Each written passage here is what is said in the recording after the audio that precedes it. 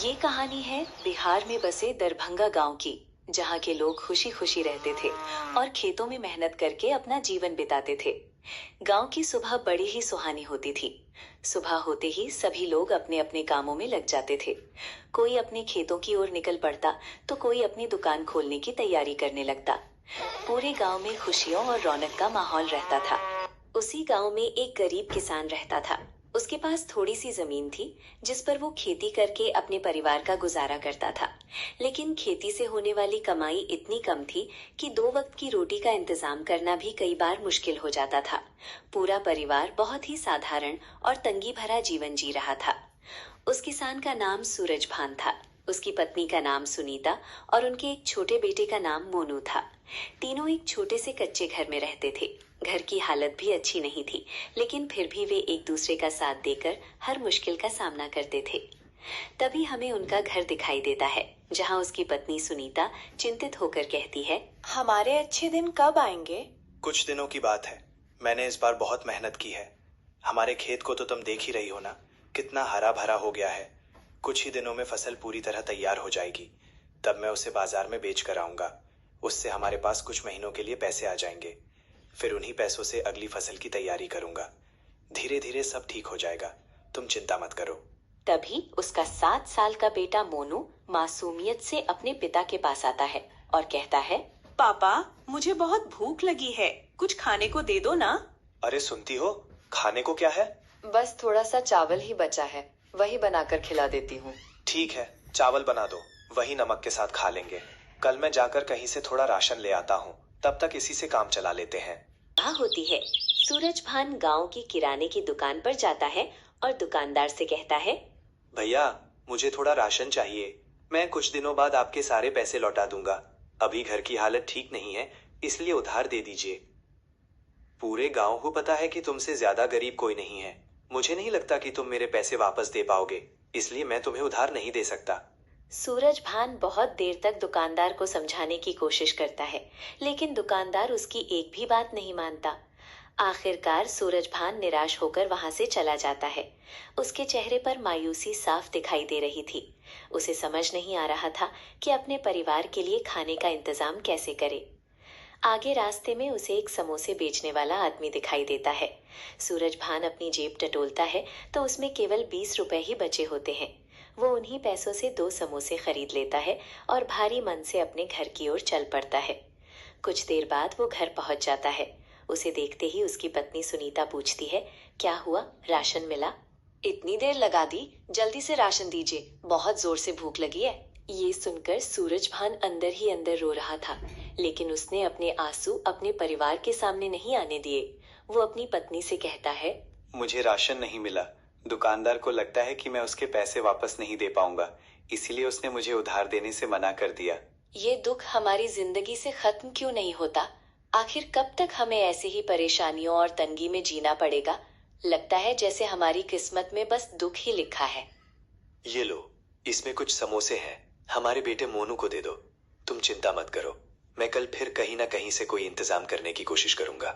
रात गहराती चली गई। सूरजभान की आंखों में जरा भी नींद नहीं थी। वो पूरी रात जाग कर बस यही सोचता रहा। बार बार उसके मन में एक ही बात आ रही थी, हे भगवान, कोई तो चमत्कार कर दीजिए। आखिर सारे दुख मुझे ही क्यों मिल रहे हैं? कब मेरी और मेरे परिवार की जिंदगी में खुशियां आएंगी? अगली सुबह सूरजभान अपने खेत की ओर निकल जाता है। चलते चलते वो मन ही मन सोचता है और कहता है, हे भगवान, बस इस बार मेरी फसल अच्छी हो जाए, यही हमारी आखिरी उम्मीद है। अगर ये फसल अच्छे दामों में बिक गई तो मेरे परिवार की सारी परेशानियां कुछ समय के लिए दूर हो जाएंगी। हे भगवान, बस इस बार मेरी फसल अच्छी हो जाए, यही हमारी आखिरी उम्मीद है। अगर ये फसल अच्छे दामों में बिक गई तो मेरे परिवार की सारी परेशानियां कुछ समय के लिए दूर हो जाएंगी। इस बार तो मैंने दोगुनी मेहनत की है, भगवान मुझे मेरी मेहनत का फल जरूर देंगे। जब मैं अपनी फसलों को देखता हूँ तो लगता है कि अब मेरे दुख ज्यादा दिन तक नहीं रहेंगे। बस कुछ ही दिनों की बात है, फिर सब कुछ पहले से बेहतर हो जाएगा। तभी कुछ ही देर बाद अचानक आसमान में काले बादल छा गए। तेज हवाएं चलने लगी। देखते ही देखते मूसलाधार बारिश शुरू हो गई। बारिश इतनी तेज थी कि कुछ ही पलों में सूरजभान की हरी भरी फसल उसकी आंखों के सामने बर्बाद होने लगी। तेज हवा और बारिश ने खेत को पूरी तरह तहस नहस कर दिया। जिस फसल को उसने दिन रात मेहनत करके तैयार किया था, वो पल भर में मिट्टी में मिल गई। ये सब देखकर सूरजभान के पैरों तले जमीन खिसक गई। उसकी आंखों में आंसू भर आए और वो पूरी तरह टूट गया। उसे अपनी सारी मेहनत, अपने परिवार की उम्मीदें और आने वाले दिनों के सपने एक ही पल में बिखरते हुए दिखाई देने लगे। वो आसमान की ओर देखते हुए दुख और बेबसी से कहने लगा, हे भगवान, ये क्या हो गया? मेरी सारी मेहनत पर पानी फिर गया। मेरी सारी उम्मीदें टूट गईं। अब मेरा घर कैसे चलेगा? भगवान जी, क्या आपने मेरे परिवार के बारे में जरा भी नहीं सोचा? अब मैं क्या करूं? मेरे पास तो कोई रास्ता भी नहीं बचा। सूरजभान भी अपने घर की तरफ निकल जाता है। घर पहुंचते ही उसे देखकर उसका बेटा मोनू कहता है, पापा, आप आज भी खाली हाथ आए? सूरजभान ने अपने परिवार को खेत में हुई सारी घटना बता दी। ये सुनाते सुनाते उसकी आवाज भर्रा गई। फिर वो दुखी मन से कहने लगा, अब मुझे जीने का मन नहीं कर रहा है। मैं पूरी तरह थक गया हूँ। ऐसा लग रहा है कि मेरी सारी मेहनत और उम्मीदें बेकार हो गईं। अब समझ नहीं आ रहा कि आगे क्या करूं। ये सुनकर उसका पूरा परिवार दुखी हो गया। तभी उसकी पत्नी सुनीता उसे हिम्मत देते हुए कहने लगी, आप इतनी जल्दी हार मत मानिए। मैं पड़ोस से थोड़े चावल लेकर आई हूँ। आप हाथ पैर धो लीजिए, तब तक मैं चावल बना देती हूँ। जो होगा देखा जाएगा। तभी उसका बेटा मोनू भी मासूमियत से कहता है, हाँ माँ, गरम गरम चावल नमक के साथ भी बहुत अच्छे लगते हैं। सूरजभान ये देखकर भावुक हो गया। उसकी आंखें नम हो गईं। वो मन ही मन भगवान से कहने लगा, भले ही मेरी जिंदगी में बहुत दुख है, लेकिन भगवान जी, आपने मुझे बहुत अच्छा परिवार दिया है। यही मेरे जीने की सबसे बड़ी ताकत है। इनके साथ रहते हुए मुझे हर मुश्किल का सामना करने की हिम्मत मिलती है। फिर तीनों साथ बैठकर सादे चावल और नमक से अपना भोजन करते हैं। खाना खाने के बाद वे भगवान का नाम लेते हैं और अगले दिन की उम्मीद के साथ अपने अपने बिस्तर पर जाकर सो जाते हैं। अगली सुबह सूरजभान बाजार की ओर निकल जाता है। मौसम पूरी तरह साफ था। तभी उसकी नजर एक समोसे की दुकान पर पड़ती है, जहां लोगों की बहुत भीड़ लगी हुई थी। वो पास खड़े एक आदमी से कहता है, क्या हुआ भाई? यहाँ इतनी भीड़ क्यों लगी है? अरे कल इतनी तेज बारिश हुई थी ना, जिसकी वजह से गांव में पहाड़ी के पीछे वाली जगह पूरी तरह पानी से भरमी है। अब जो फर्नीचर वाले हैं और जो ठेले वाले लकड़ी से खाना बनाते हैं, उन्हें बहुत दिक्कत हो रही है। सूखी लकड़ी मिल ही नहीं रही और जो मिल रही है वो बहुत महंगी हो गई है। इसी वजह से खाने पीने के सभी ठेलों और दुकानों पर सामान भी महंगा हो गया है। मेरे खेत की फसल भी बर्बाद हो गई है, लेकिन मेरे खेत में कुछ पेड़ भी लगे हुए हैं। मेरे पास तो अब बिल्कुल पैसे नहीं बचे हैं। क्यों ना मैं अपने एक दो पेड़ ही बेच दूं, शायद उनसे कुछ पैसे मिल जाएं और घर का खर्च कुछ दिनों तक चल जाए। ये सुनकर पीछे से एक सेठ वहां आते हैं। उनका नाम गिरधर था। उन्होंने सूरजभान की बात सुन ली थी। फिर वे उसके पास आकर कहते हैं, मुझे वो पेड़ बेच दो, मैं तुम्हें उसके अच्छे पैसे दूंगा। सूरजभान ये सुनकर बहुत खुश हो गया। वो सेठ गिरधर को अपने खेत के कुछ पेड़ बेच देता है। पेड़ अच्छे और मजबूत थे, इसलिए सेठ ने उन्हें उनकी अच्छी कीमत दी। इतने दिनों बाद पहली बार सूरजभान के हाथ में कुछ पैसे आए थे। उसके चेहरे पर फिर से उम्मीद की एक हल्की सी मुस्कान लौट आई। उसने मन ही मन भगवान का धन्यवाद किया और सोचा कि आज अपने परिवार के लिए कुछ अच्छा लेकर जाएगा। इसके बाद सूरजभान बाजार में आगे बढ़ा। वहां एक मशहूर बिहारी चिकन बिरयानी ढाबा था, जहां हमेशा की तरह लोगों की काफी भीड़ लगी हुई थी। स्वादिष्ट बिरयानी की खुशबू पूरे बाजार में फैली हुई थी। सूरजभान सीधे ढाबे पर पहुंचा और मुस्कुराते हुए बिहारी से कहने लगा, बिहारी भाई, मुझे 3 प्लेट चिकन बिरयानी चाहिए। आज जरा अच्छे से पैक कर देना। बिहारी ये सुनकर जोर से हंसने लगा। उसने सूरजभान की तरफ देखा और मुस्कुराते हुए कहता है, अरे देखो कौन आया है। जिसके पास एक वक्त का खाना खाने तक के पैसे नहीं थे, वही आज मेरी दुकान पर बिरयानी खाने आया है। वो उसका मजाक उड़ाने लगता है। बिहारी कहता है, अरे सूरजभान, तुम घर जाओ, मैं उधार नहीं देता। मुझे उधार चाहिए भी नहीं, मेरे पास पैसे हैं।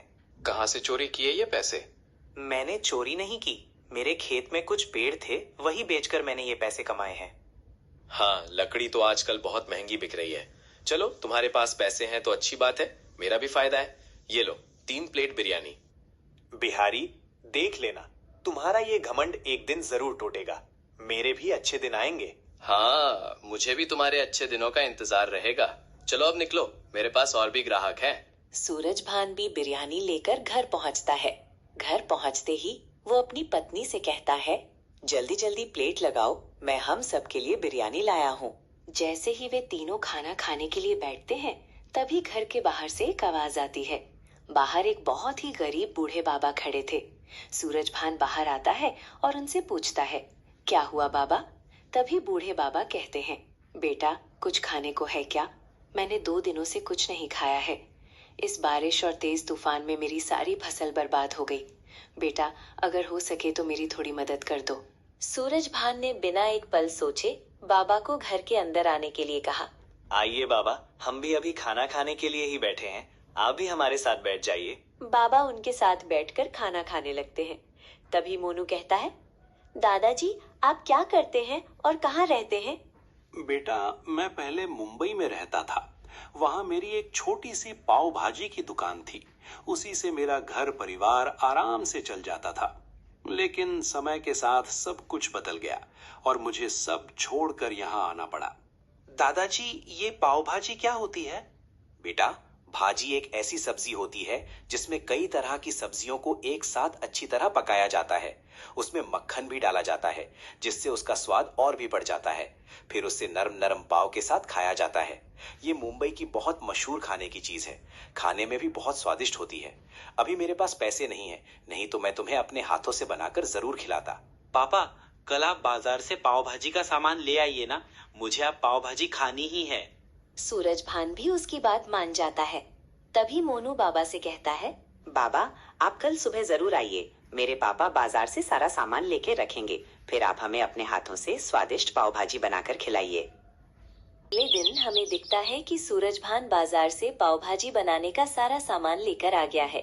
थोड़ी ही देर बाद बाबा भी आ जाते हैं और पाव भाजी बनाना शुरू कर देते हैं। कुछ ही समय में स्वादिष्ट पाव भाजी तैयार हो जाती है। फिर सभी लोग साथ बैठकर खाने लगते हैं। तभी मोनू कहता है, क्या बात है दादाजी, ये तो बहुत मस्त चीज है। मैंने आज तक इतनी स्वादिष्ट पाव भाजी कभी नहीं खाई। हाँ बाबा, ये तो खाने की बहुत स्वादिष्ट चीज है। इसे खाकर तो सच में बहुत मजा आ गया। तभी सुनीता भी कहती है, अगर हमारे पास भी पैसे होते तो हम गांव में अपना खुद का पाव भाजी का ठेला लगा देते। लोग इसे खाकर बहुत खुश हो जाते और शायद हमारी जिंदगी भी बदल जाती। तुमने बिना किसी स्वार्थ के मुझे खाना खिलाया। मैं तुम्हारी इतनी मदद तो कर ही सकता हूँ। मेरे पास एक ठेला पड़ा हुआ है। जब मैं मुंबई से यहाँ आया था तभी उसी ठेले पर चाय बेचकर अपना गुजारा करता था। लेकिन अब जैसे जैसे उम्र बढ़ रही है मेरा शरीर भी जवाब देने लगा है। अब मुझसे कोई काम नहीं होता। मैं आज शाम वो ठेला तुम्हारे घर लेकर आ जाऊंगा। अब मुझे चलना होगा। बाबा वहाँ से चले जाते हैं। तभी सूरजभान अपनी पत्नी से कहता है, मुझे अपनी जिंदगी के अच्छे दिन आते हुए दिखाई दे रहे हैं। देखो ना सुनीता, कुछ दिन पहले हमारी जिंदगी कैसी थी और आज देखो। ऐसा लग रहा है कि भगवान ने हमारी सुन ली है। अब तो मुझे उम्मीद होने लगी है कि बहुत जल्द हमारा भी अपना एक पाव भाजी का ठेला होगा। अगर हमने मेहनत और ईमानदारी से काम किया तो एक दिन हमारी सारी परेशानियां भी दूर हो जाएंगी। पापा लेकिन पैसे कहाँ से आएंगे?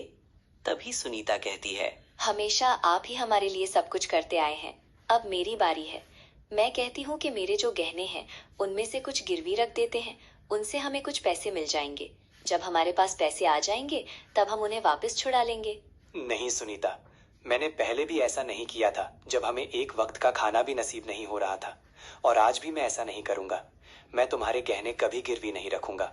कोई ना कोई रास्ता जरूर निकलेगा। भगवान जी ने आज हमारे लिए एक नया रास्ता खोला है। अगर आज ये मौका छोड़ दिया तो शायद फिर कभी ऐसा अवसर नहीं मिलेगा। मैं इसे यूं ही जाने नहीं दे सकती। मुझे मोनू को भी पढ़ाना है। आखिर उसके भविष्य के लिए हमें आज कोई बड़ा फैसला तो लेना ही होगा। सूरजभान अपनी पत्नी के सामने हार मान लेता है। वो सुनीता के गहने लेकर सुनार के पास जाता है। उन्हें गिरवी रखकर कुछ पैसे ले आता है। उसी शाम बाबा भी अपना पुराना ठेला लेकर उनके घर पहुंच जाते हैं। ये देखकर सूरजभान भावुक हो जाता है और कहता है, बाबा अब हमारे पास सारी चीजें हैं, बस आप मुझे एक बार अच्छी तरह पाव भाजी बनाना सिखा दीजिए। उसके बाद मैं पूरी मेहनत और ईमानदारी से अपना काम शुरू कर दूंगा। हाँ बेटा, क्यों नहीं। मैं तुम्हें पाव भाजी बनाना शुरू से आखिर तक सब सिखाऊंगा। कौन सी सब्जी कितनी डालनी है, मसाला कब मिलाना है, भाजी को कैसे पकाना है और पाव को कैसे सेकना है, सब कुछ। तुम बस ध्यान से सीखना और मेहनत से काम करना। मुझे पूरा विश्वास है कि एक दिन तुम्हारी पाव भाजी पूरे गांव में मशहूर होगी। अगले दिन हमें दिखता है कि गांव में सूरज भान ने भी अपनी पाव भाजी का ठेला लगा लिया है। उसने अपने ठेले का नाम चटपटी पाव भाजी रखा। फिर वो जोर जोर से आवाज लगाकर लोगों को बुलाने लगा और कहने लगा, अरे आइए आइए, मशहूर चटपटी पाव भाजी खाइए। जो एक बार खाएगा वो बार बार हमारे ठेले पर खाने जरूर आएगा। गर्मा गर्म मक्खन वाली स्वादिष्ट पाव भाजी आपका इंतजार कर रही है। गांव वाले उसके ठेले के सामने से गुजर रहे थे, लेकिन कोई भी पाव भाजी खाने के लिए नहीं रुक रहा था। सूरज भान थोड़ा मायूस होकर लोगों को बुलाता रहा। तभी उसके ठेले के पास दो महिलाएं आती हैं। वे सूरज भान से कहती हैं, भैया ये क्या चीज है? हमने तो पहले कभी पाव भाजी का नाम भी नहीं सुना। ये मुंबई की बहुत मशहूर खाने की चीज है। इसे एक बार खाएंगी तो इसका स्वाद कभी नहीं भूलेंगी। खासकर महिलाओं को तो ये और भी ज्यादा पसंद आएगी। ये चटपटी, मसालेदार और हल्की सी तीखी होती है। इसे देखते ही और इसकी खुशबू से ही मुंह में पानी आ जाता है। भाभी जी एक बार चखिए तो सही। देखिएगा, पाव भाजी खाकर आप अपने पति को भी भूल जाओगी। वो दोनों हंसने लगती हैं और कहती हैं, क्या सूरज भाई बड़े अच्छे से मक्खन लगाते हो। चलिए इसी बात पर एक एक प्लेट पाव भाजी लगा दीजिए। सूरज भान भी उन्हें एक एक प्लेट पाव भाजी दे देता है। दोनों बड़े मजे से पाव भाजी खाने लगती हैं। स्वाद इतना अच्छा था कि वे खुश हो जाती हैं। फिर दोनों महिलाएं कहती हैं, क्या मस्त चीज है भैया। इतनी स्वादिष्ट पाव भाजी हमने पहले कभी नहीं खाई। अगर मेरी शादी नहीं हुई होती तो मैं आपसे ही शादी कर लेती। माफ कीजिए भाभी जी, मेरी शादी भी हो चुकी है। बस आप इतना कर दीजिए कि पूरे गांव में सबको बता दीजिए कि सूरज भान के हाथों की पाव भाजी एक बार जरूर खाएं। वो दोनों औरतें ठीक वैसा ही करती हैं। वे पूरे गांव में सूरज भान की पाव भाजी की खूब तारीफ करती हैं। देखते ही देखते ये बात पूरे गांव में फैल जाती है कि चटपटी पाव भाजी का स्वाद बहुत ही लाजवाब है। अगले ही दिन से सूरज भान के ठेले पर लोगों की भीड़ लगनी शुरू हो जाती है।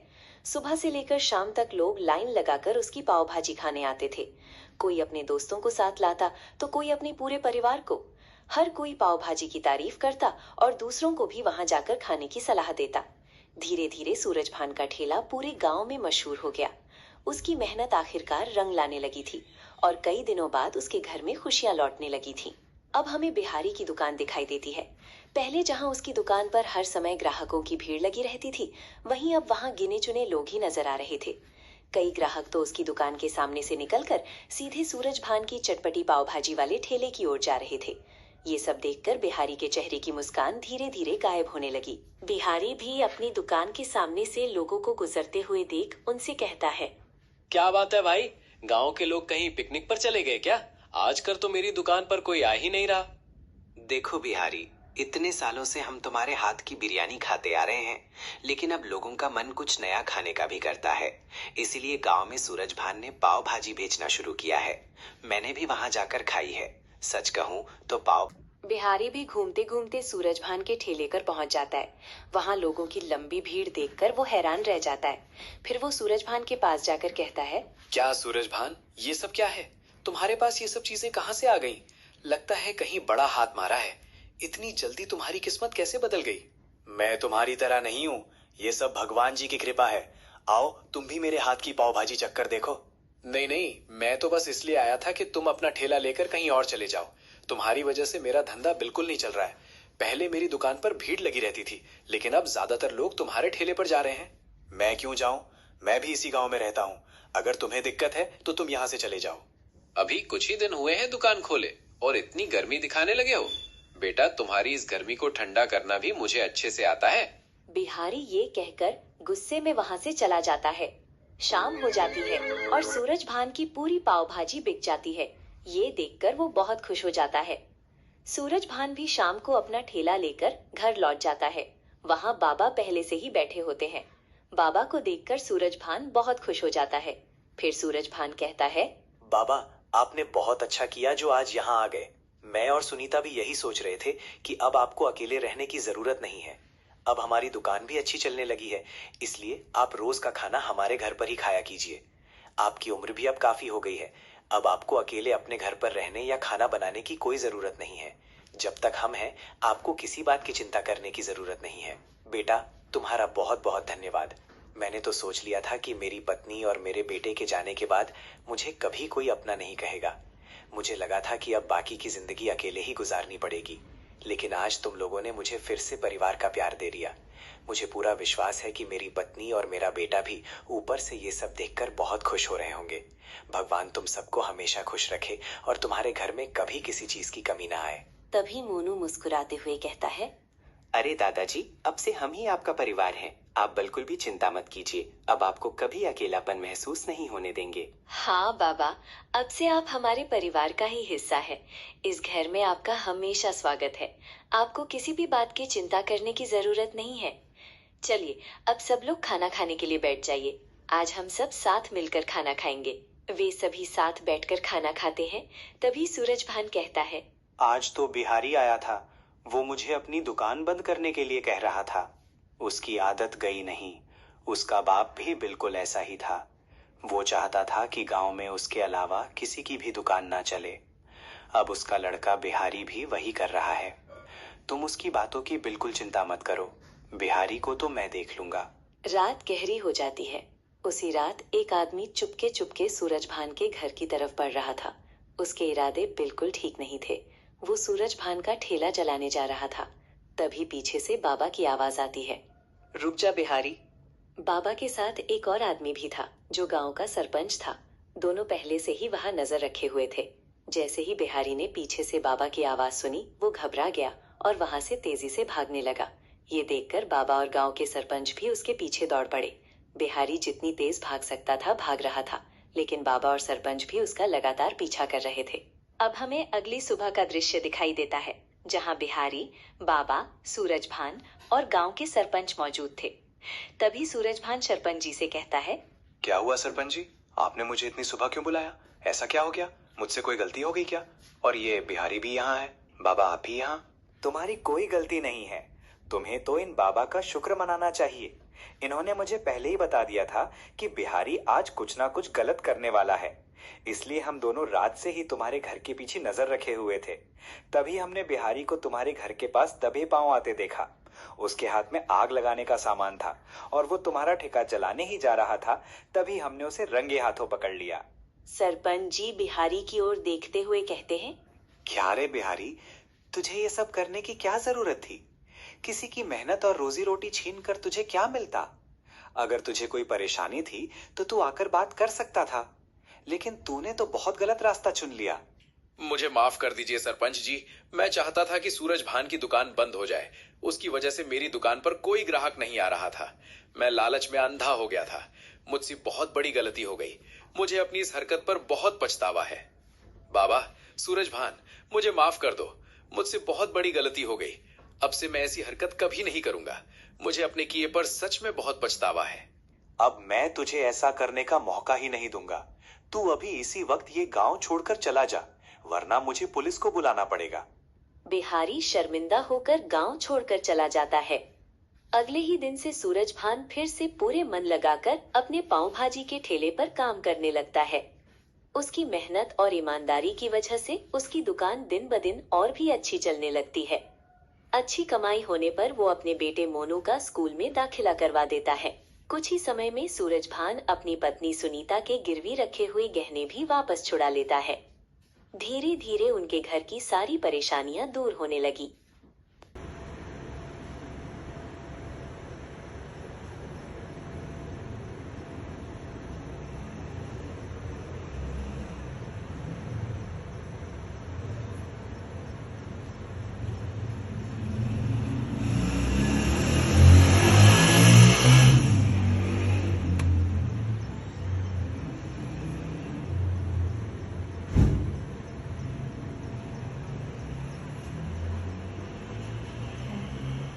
अच्छा खाया ना? हाँ मैं तो दानी बोली नहीं।